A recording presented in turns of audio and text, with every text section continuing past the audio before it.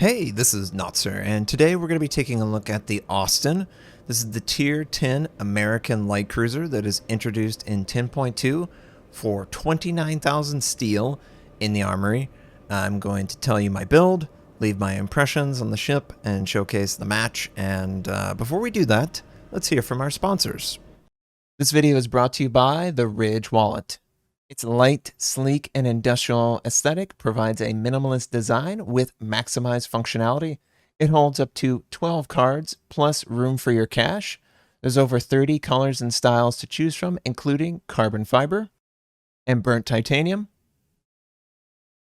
If that wasn't enough to win you over, check out the over 40,000 5-star reviews. Each wallet comes with a lifetime warranty. The Ridge team is so confident that you'll like it, they'll let you test drive it for 45 days.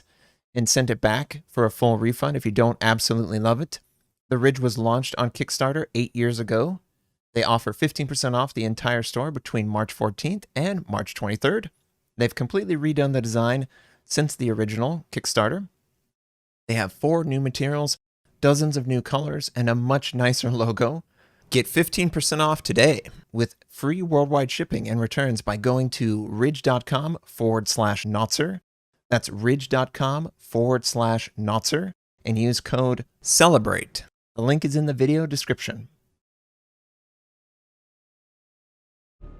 Alright, so the Austin. My build is on the screen. I don't know if it's the best build. Honestly, the ship was just so frustrating to play. But as far as the build, main armament protection, we do improved steering and engine gears, better main gun accuracy, faster rudder shift, concealment, better rate of fire. You could also go range, but I went rate of fire.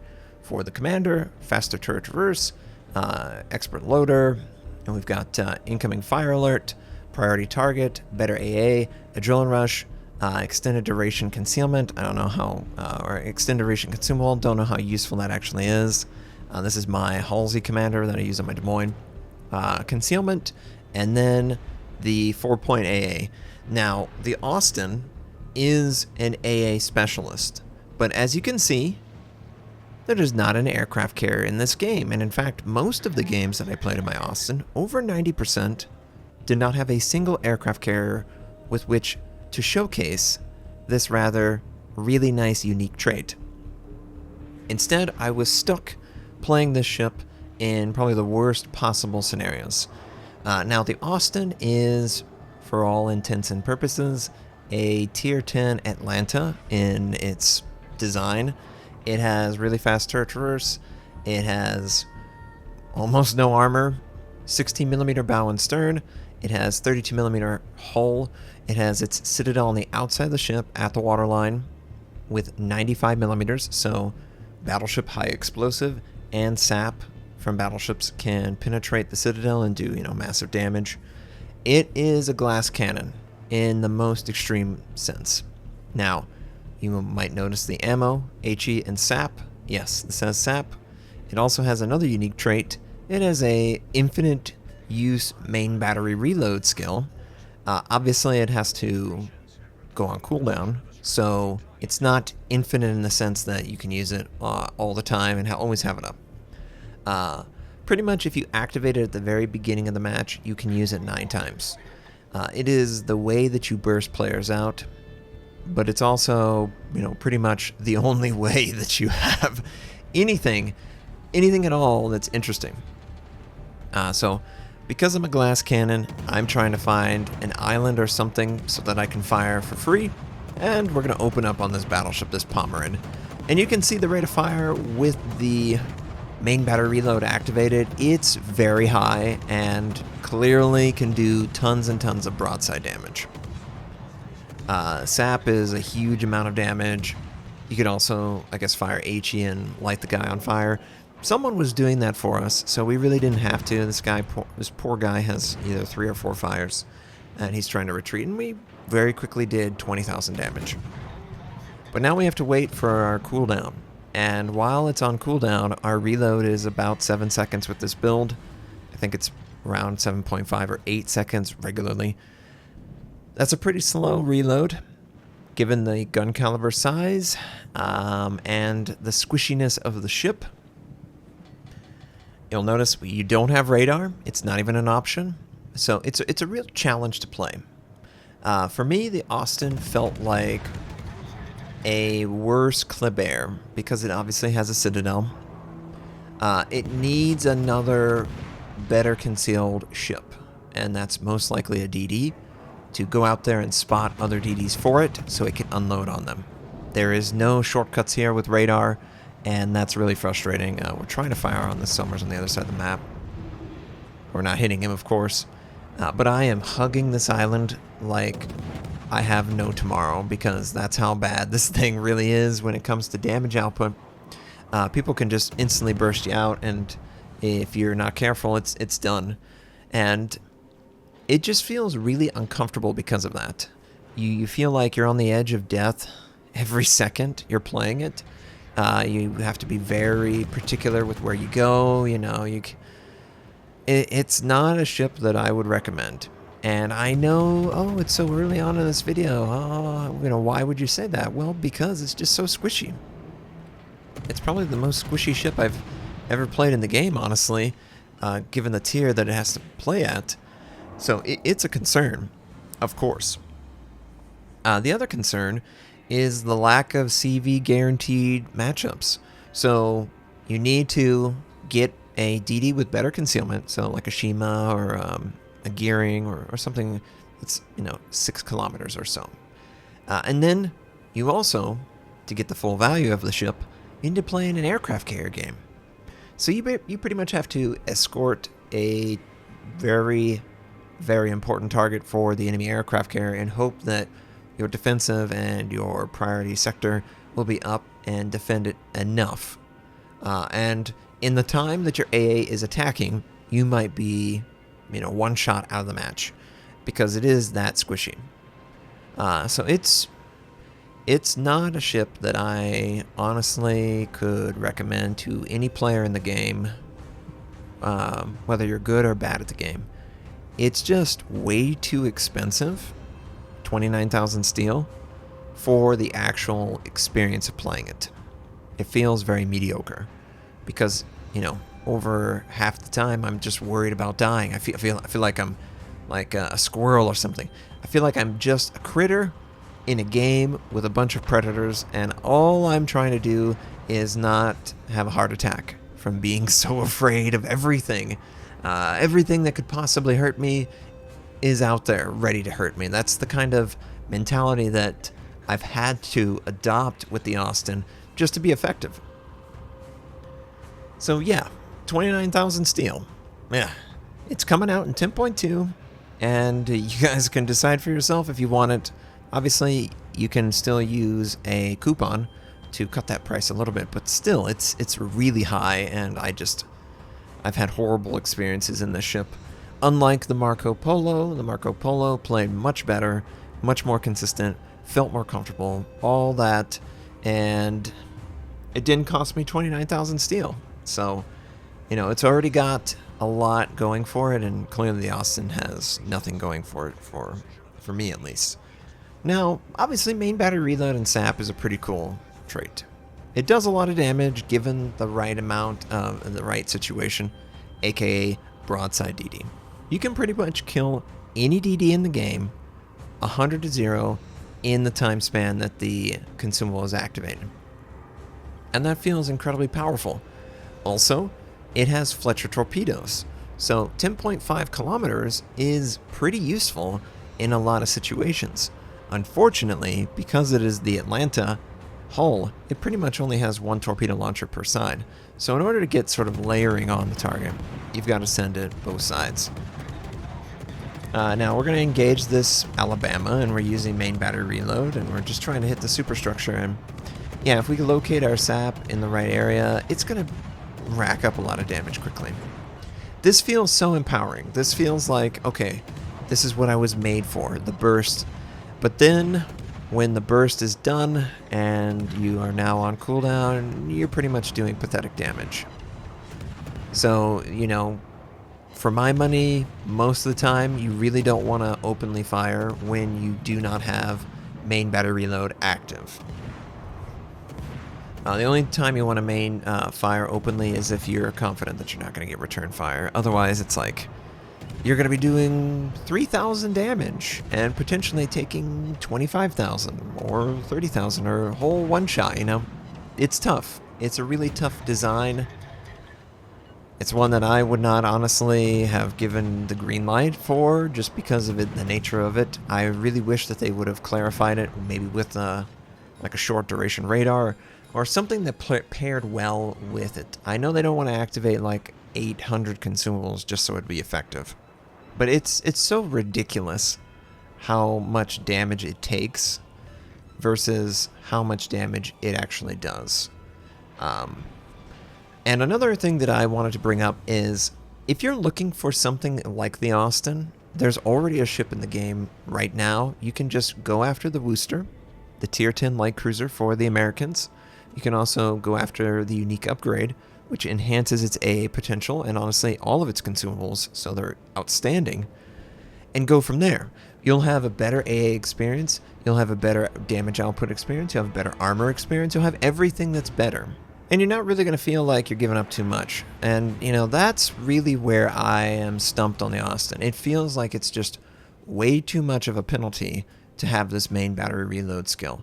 I would have much preferred 5 charges if that meant another useful trait that would increase my survivability. And, you know, we're just trying to dodge, duck, and dive. There's a DD somewhere. Oh, hello, DD. He's clearly south of our position. We use Hydro just to be defensive, and I'm just like, okay, we couldn't be more broadside to the enemy, and of course we hit it on the nose. It's tough. It's tough. We've got a couple cruisers in front of us, the enemy DD behind us. I figure, oh, I just have to try and angle and get into cover as quickly as I can. Otherwise, we're dead. And yep, the Minotaur wants to shoot at us. Everyone wants to shoot at the new ship. And they're finding a lot of damage on this ship. Oh gosh, thank you, Petro, for having terrible accuracy. We are really taking way too much damage. Just way too much damage sustained always. But it does look like we are able to get into cover. Now, I'm hoping that this will give me a clue on where the enemy could be. I do have Hydro up, of course, to spot the torpedo and potentially the DD if he gets too close. And yes, there's an enemy right on top of us, and he did send torpedoes. I would love to be able to round this corner, kill that DD, and use the main battery reload so that you guys can see the potential, the reason why this is such a glass cannon. Now we just scope out the Prince Eugen, checking to see if the enemy decides to be a little bit more aggressive. We've got about 15 seconds left. Really not liking this situation. The enemy is capturing our base. Obviously, we're trying to capture the enemy's base. It's not working out really well. And ooh, hello. Enemy DD decided to charge in at us. So I decide, of course, we're going to pop out. And, of course, we're going to use everything that we've got. And, boy, it is a lot. It just wipes people out. At this range, you're a dead DD. 100% against the Austin. There's no one to blame but yourself, though, if you get this close to the ship. It doesn't have radar. It has a concealment with all of the things factored in of 9.3 kilometers. There's at least 4 kilometers where there is no detection by it whatsoever, and it will be detected forever. The Kleber can spot it without being spotted. It's a very easy ship to punish.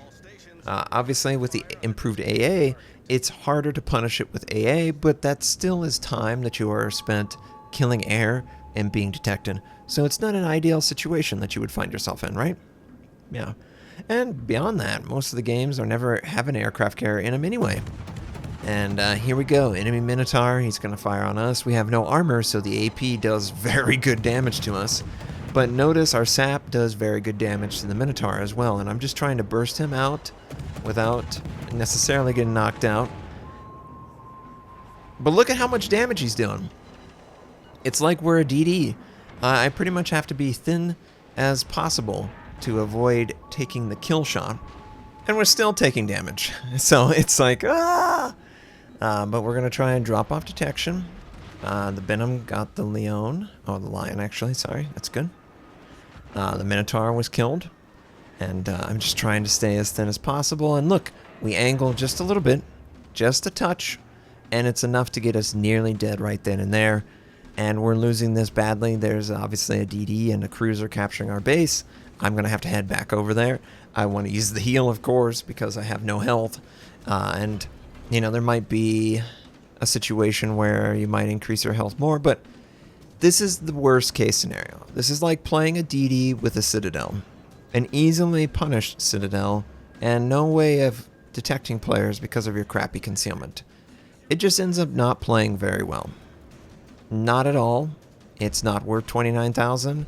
I don't even know if it's worth coal at this point. I really wish that Wargaming would address this ship and make changes to it to improve its gameplay overall, because it's just too fragile. And you know, that's the best way to describe it. So we're going over here. The enemy DD, of course, he's capturing. The friendly Benham is closing in quickly. I would like to try and close in and give him no way out, and friendly Benham is able to spot the Fletcher, and we're trying to get in there quickly before the cap actually goes through. Benham's able to deny the capture, of course, and we're just rushing over here. Hopefully we'll get a chance to fire some sap on this guy in broadside situation. Now, the main battery reload, infinite as I said before, it's effectively 9 charges because of the way games take, you know, and there's still a cooldown. It improves your reload by 75%, which is a huge amount. And we're going to try and work on the Fletcher here. I love chain firing in situations like this just because it's easier to move the shell around and actually do damage. And okay. So close, but we're going to just throw as many shells as we can at the problem, and hopefully we can knock him out, and yes, we do. That's a unique thing that the Austin can absolutely do, is just farm the player in the cap, and eventually enough shells will make contact that, you know, they're going to pin, and they're going to be enough. It's not worth that, though. It's not worth that at all. So I'm just so disappointed in this ship. It just doesn't fit for me, and I'm not a glass cannon. I do not like playing in divisions. I don't like relying on other people for my success, and that's exactly what the Austin requires. It requires a very special situation where it can excel. Behind an island, inside someone else's smoke, away from damage, where it can farm damage, and that just doesn't happen very frequently in this game. As you guys know, it's similar to the Smolensk, where the Smolensk obviously wanted to use smoke and its gun velocity. This doesn't even have gun velocity, and it doesn't have smoke. So it's, as far as I'm concerned, the Austin is dead on arrival. It's too expensive, too ineffective, and too vulnerable. And that's just horrible things to say about a ship. And I'm just frustrated that it got to this point and that this is the version that we got. And, you know, maybe I'm being too harsh. I don't know. I just know what I'm playing and what I'm feeling, and it feels very uncomfortable. And I can't recommend playing a ship that makes me uncomfortable. I play this game a lot. If it makes me uncomfortable, imagine what it's going to do to the average player. It's going to feel terrible. And that's a lot of steel that you have to commit to this that is just, you know, basically thrown away to me. So, disappointing. But you know what? Not every premium can be effective in every stage of the game. This one just happens to be ineffective in pretty much all the stages that matter. So, you know, there's that. If you enjoyed the video, please like. If you dislike. You can subscribe. I do World of Warship videos, first impression, how-to, news, or review. My North American recruit invite is on the screen. You can take advantage of that. I stream at twitch.tv/Notser. Thank you, and have a wonderful day.